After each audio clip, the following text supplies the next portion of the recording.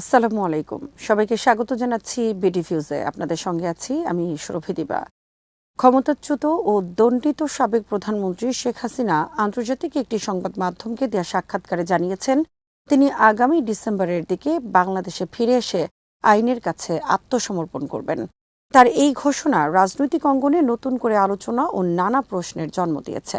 বিশেষ করে দীর্ঘদিন ভারত অবস্থানের পর কেন তিনি এখন দেশে ফেরার কথা বলছেন এবং কেনই বা ডিসেম্বর মাসকেই বেছে নিয়েছেন, এসব প্রশ্নের উত্তর এখনও অস্পষ্ট। আরও বিস্তারিত থাকছে ওয়াহিদ ফারুকীর প্রতিবেদনে।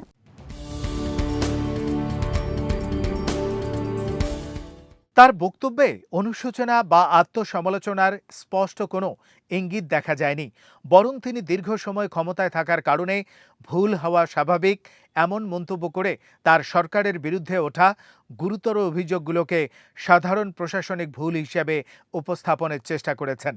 অথচ তার শাসনামল নিয়ে বহু বছর ধরে বিচার বহির্ভূত হত্যাকাণ্ড, গুম, দুর্নীতি, গণতান্ত্রিক প্রতিষ্ঠান দুর্বল করা এবং রাষ্ট্র পরিচালনা নিয়ে নানা অভিযোগ জনপরিসরে আলোচিত হয়েছে। এসব অভিযোগের প্রেক্ষাপটে তার বক্তব্য অনেকের কাছেই যথেষ্ট নয় বলে মনে হতে পারে।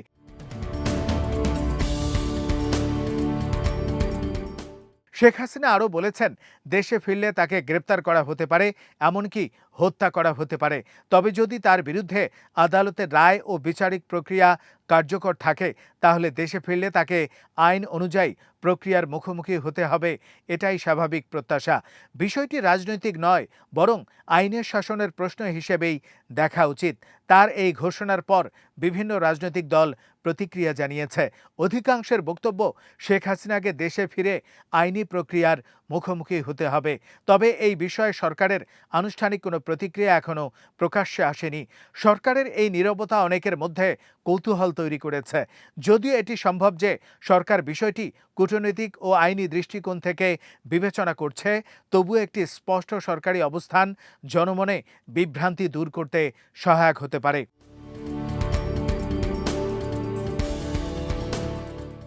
সবচেয়ে বড় প্রশ্ন হলো, কেন ডিসেম্বর? তিনি চাইলে আরও আগে দেশে ফেরার ঘোষণা দিতে পারতেন। নির্দিষ্টভাবে ডিসেম্বর মাস বেছে নেওয়ার পেছনে কোনো বিশেষ রাজনৈতিক বা কূটনৈতিক কারণ আছে কিনা তা নিয়ে নানা জল্পনা তৈরি হয়েছে। তবে এ ধরনের প্রশ্নের কোনো নির্ভরযোগ্য উত্তর এখনও প্রকাশ্যে আসেনি, তাই এ বিষয়ে নিশ্চিত সিদ্ধান্তে পৌঁছানোর সুযোগ নেই।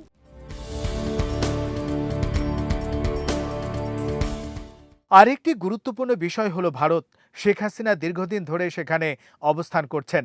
বাংলাদেশ ও ভারতের মধ্যে প্রত্যর্পণ সংক্রান্ত চুক্তি থাকলেও তাকে এখনও বাংলাদেশে ফেরত পাঠানো হয়নি। এই অবস্থায় প্রশ্ন উঠেছে, ভারত কি তার অবস্থান পুনর্বিবেচনা করছে, নাকি বিষয়টি এখনও দুই দেশের কূটনৈতিক আলোচনার অংশ? এই প্রশ্নের কোনো আনুষ্ঠানিক উত্তর নেই। যদি শেখ হাসিনা সত্যি দেশে ফিরে আইনি প্রক্রিয়ার মুখোমুখি হতে চান, তাহলে সেটি আইন ও সাংবিধানিক কাঠামোর মধ্যেই হওয়া উচিত। একই সঙ্গে রাষ্ট্রের দায়িত্ব হবে তাকে ঘিরে আইন শৃঙ্খলা, নিরাপত্তা ও বিচারিক প্রক্রিয়া যেন সম্পূর্ণ স্বচ্ছ ও নিরপেক্ষভাবে পরিচালিত হয় তা নিশ্চিত করা।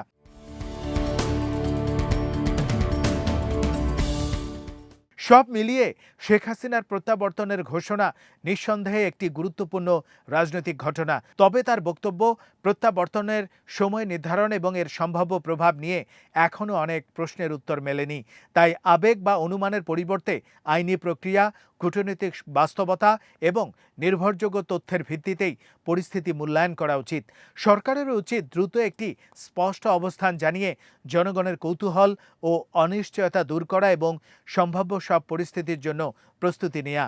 এতে যেমন আইনের শাসনের প্রতি আস্থা বাড়বে, তেমনি দেশের রাজনৈতিক স্থিতিশীলতা রক্ষায় ইতিবাচক ভূমিকা রাখবে।